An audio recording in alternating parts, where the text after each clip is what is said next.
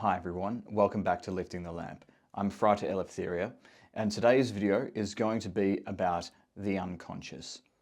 What is the unconscious, and how does it relate to some of the things that the ancient wisdom tells us about in terms of self-transformation? And what role does the unconscious play in our spiritual development? How should we relate to it? How can we use this modern scientific concept to reinforce our spiritual practice? And this is a very important area, not only for people that are interested in kind of pop psychology or self-development, but also spirituality. And as a starting point in this discussion, I want to refer to the works of Alan Watts. In the book of Alan Watts' wisdom titled Become Who You Are, there's a chapter that's all about the unconscious. And it's got some interesting insights. I was reading it recently and found it quite impressive. So I'm going to go through sort of some of the things that Watts says and sort of riff off of that to talk about the unconscious in spirituality. I've got a lot of respect for Watts. I think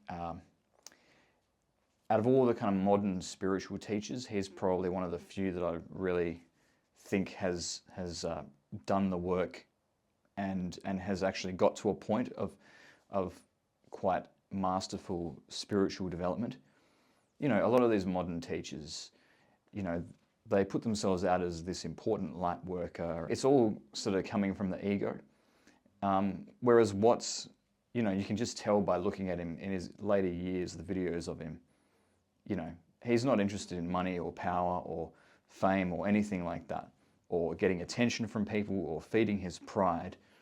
He's just wants to watch nature and have a cup of tea, and he's found his peace, and he's happy.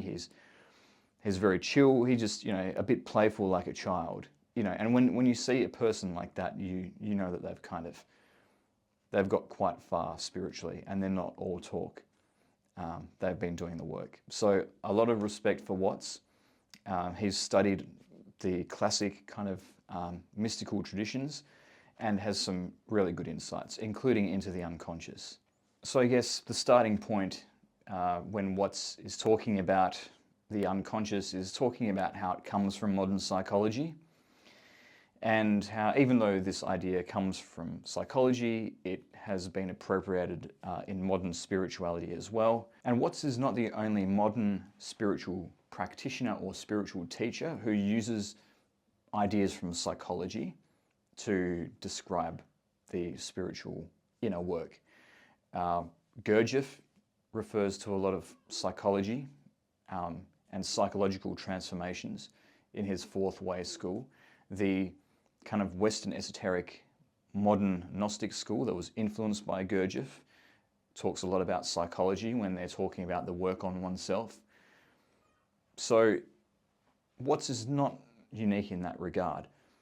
But what I really liked about his chapter in Become What You Are about the unconscious is his definition of the unconscious, which is basically it not as a thing that is kind of like a separate part of us. The unconscious is over here and the conscious is over here, like you've got the heart and the lungs. But rather, it's just a blanket term for anything that is a part of us that is kind of unacknowledged.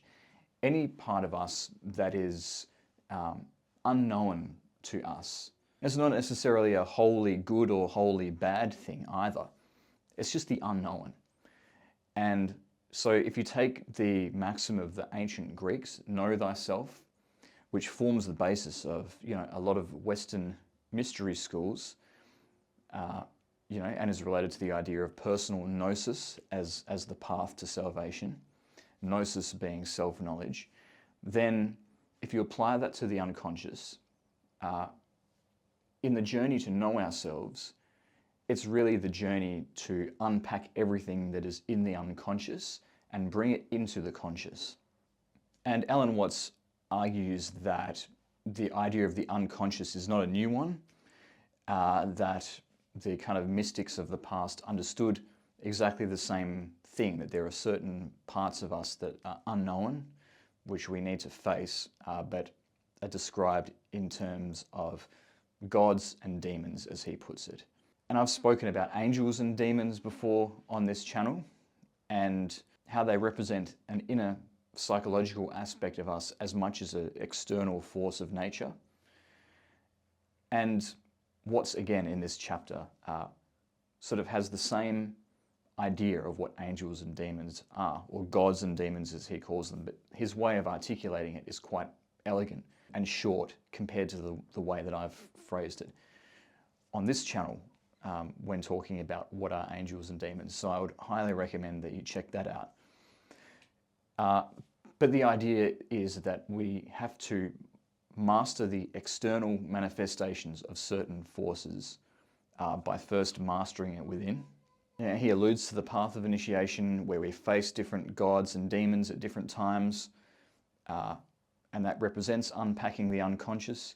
He doesn't refer to any specific traditions or paths of initiation, but I can certainly recognize this in some of the paths that I've been walking, that I've spoken about on this channel. You think about the labors of Hercules, for example, the different monsters that Hercules needs to face, representing different parts of our psyche, different parts of our unconscious, parts of us that we don't want to face, which we then have to face. You think about the way that the averse side of the tree of life can be used, the clip-off, identifying parts of our psychology that correspond to the negative side of each Sephira, which is a planetary archetype, so a manifestation of a god, as the 7 classical planets were believed to be, which appear in turn on the tree, but also the demon, which is like the shadow side of the god. And you can see as well how in something like the AA path of initiation, which also follows the tree of life, that it would follow the same kind of formula. And so, yeah, it's definitely true that when we go through these different stages of initiation and these different ordeals on the initiatory path, where we're like mapping out our unconscious, and we know the sorts of things that we might have inside us and the categories they might fit into, but we need to explore each of those and bring it out until we're a complete human being, until we've brought everything to the surface. And if there's any wounds that we need to heal, we've healed them. If there's anything we need to release, we've released it. If there's anything that we need to transform from a negative attitude into a positive one, we've done that work. Until we're left with a much lighter kind of being. And another example from Western esotericism might be the Abramelin demons, which come to mind. Once you've done the work of knowledge and conversation with the holy guardian angel, according to the system that's in the famous Book of Abramelin, of ceremonial magic, once you've attained that communication with the angel, the next step is to invoke the 4 princes of evil and their 8 sub-princes and the kind of servient spirits under them over 3 days. And what these demons really represent, they can be seen as demons per se, but the most important aspect of them is that inner aspect. The fact that these demons represent our own inner demons. And as the magician faces each one of these princes of evil, the prince of evil gives them temptations which relate to something that is within the unconscious of that person that hasn't been dealt with yet. And by facing that and dealing with that and overcoming that within yourself, finding a way to overcome it so that you know it, and then once you know it, you can gain control over it rather than the other way around. By doing that, you have overcome the temptation and conquered the demon, that particular demon. So, we do see this pattern emerging throughout the Western esoteric tradition and other forms of initiation. We see it in the story of the Buddha when he sat under the Bodhi tree. Right before the moment of enlightenment, he is faced with the demon Mara and the legions of beings that were, like an invading force trying to distract him from the path. That again represents the inner demons of our own unconscious. each demon representing something different. A demon of lust, a demon of anger, a demon of greed, a demon of envy, and so forth. So Alan Watts makes a couple of other observations in terms of this work with the unconscious, which I'd like to comment on. One argument that Watts makes, which I kind of see where he's coming from, but I'm not sure if I fully agree in this instance, is describing why we have the unconscious and it only seems to pop up in the modern period. He sort of says that, it's because of modern materialism that we've kind of denied, the more symbolic aspects of ourselves, the more spiritual seeming aspects of ourselves. We've taken all of the wonder and all of the symbolically significant ways of looking at the world out of the picture, so everything's just cold and lifeless and just a material process, and that has pushed archetypes into the unconscious. I see what he's getting at there, but I don't think that modern materialism is fully to blame for pushing archetypes that we used to face on a daily basis into the unconscious. I think that it really began with Christianity, and Jung talks about this as well, that when Christianity presented its vision of the Christ, it was a very unbalanced principle. It was like this being of pure light, this being of absolute good, which is what we should all be like. But by doing that, you're denying everything else on the spectrum of human experience and denying it as even being something that's valid. And you're wrong to feel any of those things. So it all got pushed down, and that's really where much of the shadow of Western society began, I believe. And we saw the shadow finally having expression, the shadow of the Western psyche finally having expression in the sort of extremist ideologies that emerged in the 20th century, some of which have mutated and continue to plague us even to this day, and continue to be coming back with such a vengeance that they threaten to undermine Western civilization itself.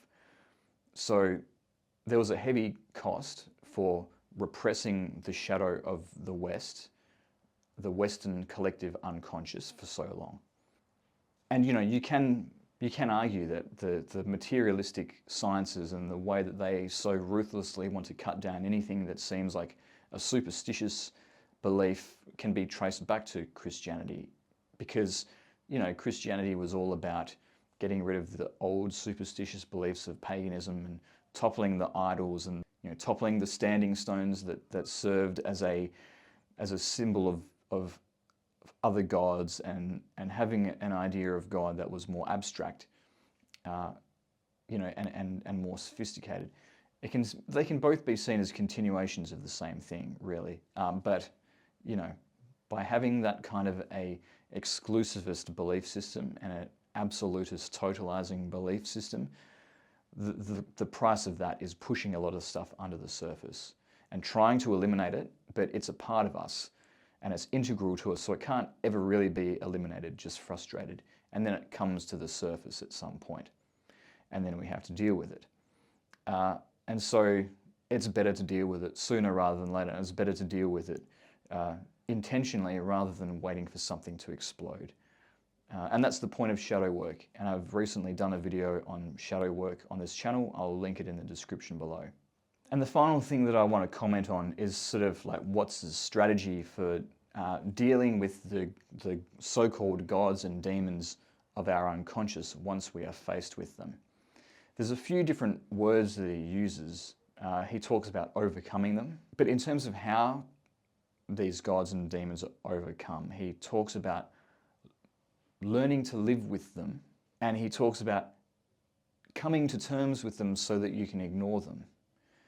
And this, to me, is very interesting, because a lot of the kind of modern esoteric schools that I know, chief amongst them modern Gnosticism, talk about these gods and demons as eyes or aspects of the ego, and that the way to deal with them is to eliminate them.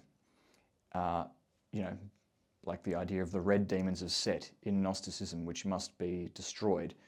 But it's not just a destruction and that's the end of it. It's a destruction which is also a transformation, so that you transform the defect into a virtue and liberate the essence by doing that, by allowing it to express itself in a way that's not distorted and sort of trapped in this finite egoic way of thinking.